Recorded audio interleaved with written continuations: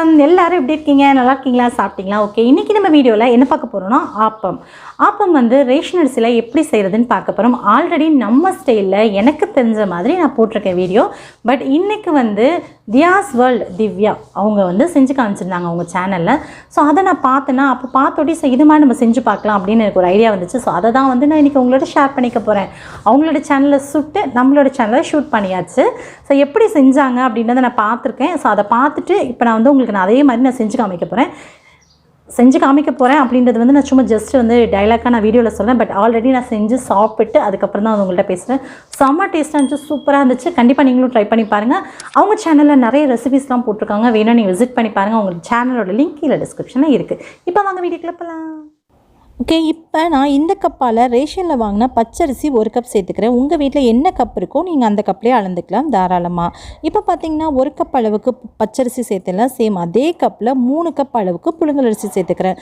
புழுங்கலரிசி சில சமயங்களில் ரேஷனில் இந்த அளவுக்கு சூப்பராக கிளியராக போடுவாங்கள்ல அப்போ நீங்கள் எடுத்து வச்சுக்கோங்க நமக்கு ரொம்ப சுத்தம் பண்ண வேண்டிய அவசியம் இருக்காது ஸோ இப்போ பார்த்தீங்க அப்படின்னா இதில் 3 கப் அளவுக்கு புழுங்கலரிசி சேர்த்துக்கலாம்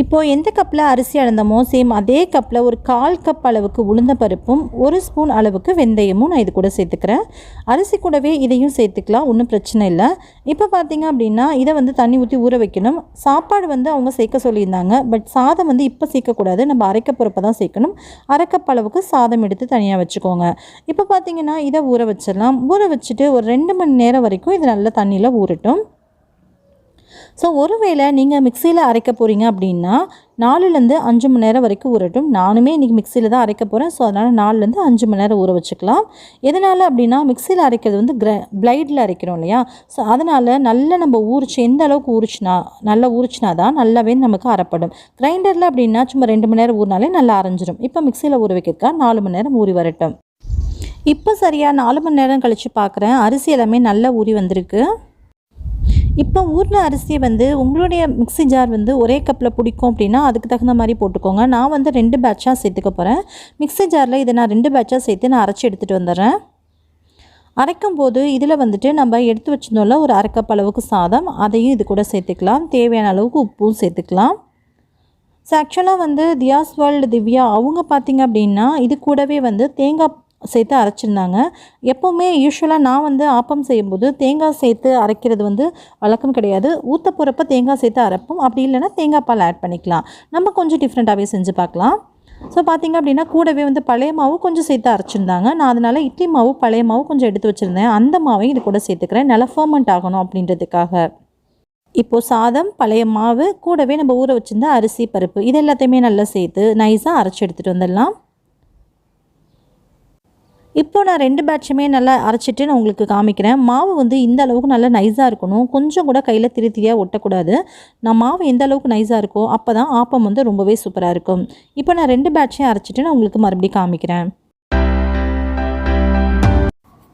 இப்போது நான் 2 மாவு பேட்சையுமே அரைச்சி எடுத்துகிட்டு வந்தாச்சு இப்போ நம்ம அடுத்து வந்து என்ன பண்ண போகிறோம் அப்படின்னா இந்த மாவில் நான் உப்பு சேர்த்து அரைக்கலை ஸோ அதனால் கொஞ்சமாக உப்பு சேர்த்துக்கலாம் நீங்கள் வந்து ஆப்பத்துக்கு நல்ல காரமாக சட்னி தொட்டு சாப்பிடுவீங்க இல்லை குழம்பு தொட்டு சாப்பிடுவீங்க அது மாதிரி இருந்துச்சு அப்படின்னா நீங்கள் உப்பு வந்து இது கூடவே சேர்த்து அரைச்சிக்கோங்க தாராளமாக நிறைய உங்களுக்கு தேவையான அளவுக்கு உப்பு சேர்த்து நாங்கள் யூஸ்வலாக எப்போவுமே ஆப்பத்துக்கு தேங்காய் பால் விட்டு சாப்பிட்றது தான் எங்களோட வழக்கம் ஸோ அதனால் நான் வந்து கம்மியான உப்பு சேர்த்துக்க போகிறேன் ஏன்னா நம்ம இனிப்பு சேர்க்கும் போது ரொம்ப ஜாஸ்தி உப்பு இருந்துச்சு அப்படின்னா நல்லா இருக்காது இல்லையா ஸோ அதனால் ரொம்ப கம்மியாக உப்பு வந்து சேர்த்துக்கலாம் உப்பு சேர்க்காமலும் செய்யக்கூடாது கொஞ்சம் உப்பு சேர்க்கணும் அப்போ தான் வந்து அந்த இனிப்பு டேஸ்ட்டு தூக்கி கொடுக்கும் இப்போ அப்படியே தட்டு போட்டு க்ளோஸ் பண்ணி வச்சலாம் ஒரு 8 மணி நேரத்துக்கு அப்படியே மாவு புளிச்சு வரட்டும் 8 மணி நேரம் ஆயாச்சு மாவு பாருங்கள் எந்த அளவுக்கு நல்லா ப்ளஃபியாக புளிச்சு மேலே எழுந்து வந்திருக்குன்னு சொல்லிட்டு இப்போது நான் தேங்காய் பால் ஒரு பக்கம் ரெடி பண்ணி எடுத்துகிட்டு வந்துட்டேன் இப்போது மாவு வந்து கெட்டியாக இருக்கும் அதாவது பார்த்திங்க அப்படின்னா மாவு வந்து புளிச்சதுக்கப்புறம் நல்லாவே திக்காகி இருக்கும் அதனால் 2 குழிக்கரண்டி அளவுக்கு தேங்காய் பால் சேர்த்துட்டு இதை கூட நல்லா கலந்துக்கலாம்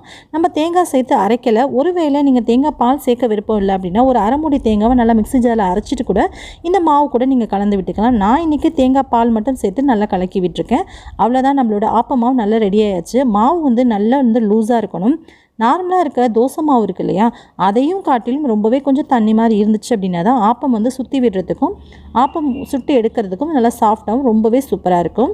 மாவு வந்து நல்ல தண்ணியான கன்சிஸ்டன்சியில் இருக்க மாதிரி பார்த்துக்கோங்க. ரொம்ப தண்ணி ஆகிட வேண்டாம். நான் இப்போ ஊற்றும் போது உங்களுக்கே தெரியும். கொஞ்சமாக நெய் அப்ளை பண்ணிக்கோங்க. ஒரு 4 ஆப்பம் ஒருக்க சுட்டு எடுக்கும் போது லைட்டாக நெய் அப்ளை பண்ணிக்கோங்க.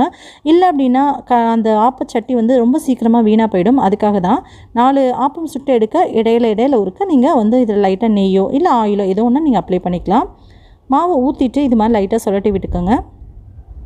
நாங்கள் தேங்காய் பால் விட்டு சாப்பிட்றனால ரொம்ப வந்து மொறுமொறுப்பாக இருந்துச்சு அப்படின்னா எங்களுக்கு பிடிக்காது. ஸோ அதனால் நான் வந்து பார்த்திங்க அப்படின்னா கொஞ்சம் அந்த ஒயிட்டான ஸ்டேஜில் எடுத்துருவேன்.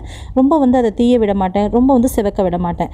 நீங்கள் வந்து நார்மலாக சட்னி தொட்டு சாப்பிடுவீங்க, நல்லா மொறுமொறுப்பாக இருக்கும் அப்படின்னாலும் உங்களுக்கு இதே மாவில் நல்லா மொறுமொறுப்பாக வரும். அதையும் நான் செஞ்சு காமிச்சிருக்கேன், பாருங்கள்.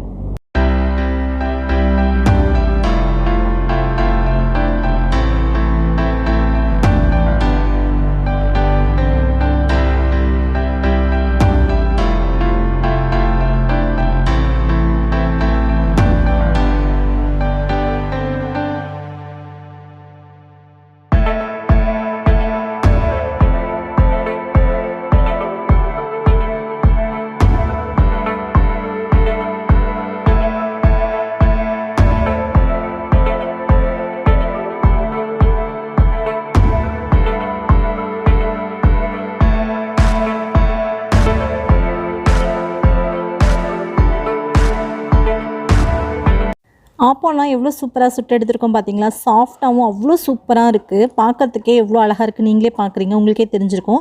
நல்லா இந்த ஹோல்ஸாக நல்லா மாவு புளிச்சு ரொம்பவே நல்லா வந்திருக்கு. கூட தேங்காய் பாலோட ரொம்ப சூப்பராக இருக்கும்.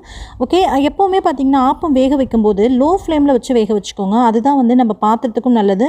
நம்ம ஊற்றி எடுக்கும்போது மாவும் நல்லா வெந்து வரும், சாஃப்டாக வெந்து வரும். இப்போது ஆப்பம்லாம் சுட்டு தயாராக இருக்குது தேங்காய் பால் ஊற்றி சாப்பிட்றதுக்கு. பட் உங்களுக்காக நல்லா சிவக்க விட்டு எடுத்து காமிக்கிறேன். நல்லா சிவப்பாகவும் நல்லா மொறுமொறணும் ஆப்பம் இதில் கிடைக்குது பாருங்கள். ஸோ இதே மாவில் உங்களுக்கு மொறுமொறுப்பாக வேணாலும் ஊற்றிக்கலாம். இப்போ அவங்க பூ ஆப்பம் அப்படின்னு சொல்லி ஊற்றி காமிச்சிருந்தாங்க. அதை ட்ரை பண்ணேன். ஆனால் உண்மையாலுமே செமையாக சூப்பராக வந்துச்சு. பட் எடுக்க போகிறப்ப நான் ஒரே ஒரு மிஸ்டேக் பண்ணிட்டேன். ஏன்னா நான் கடைசி மாவில் மட்டும்தான் இந்த பூ ஆப்பம் ஊற்றினேன். இடையில வந்து நான் ஊற்றி பார்க்கவே இல்லை. சரி எப்படி வருதுன்னு பார்க்குறேன், ரொம்பவே அழகாக வந்துச்சு. பட் எடுக்கும்போது லைட்டாக சொதப்பிட்டேன். எடுக்கும்போது என்னாச்சு அப்படின்னா அந்த மூடியில் மட்டும் ஒட்டிக்கிச்சு அப்படின்றனால லைட்டாக பிறண்டு வந்துருச்சு. அதனால தான் நான் வந்து உங்களுக்கு ஃபுல்லாக அதை நான் காமிக்க முடியல. ஆனால் வந்து சுட்டு எடுக்கிறதுக்கு ரொம்பவே நல்லாயிருக்கு. இங்கே பாருங்கள், எடுக்கும் போது அந்த மூடியில் ஒட்டிட்டு லைட்டாக திரும்பிடுச்சு.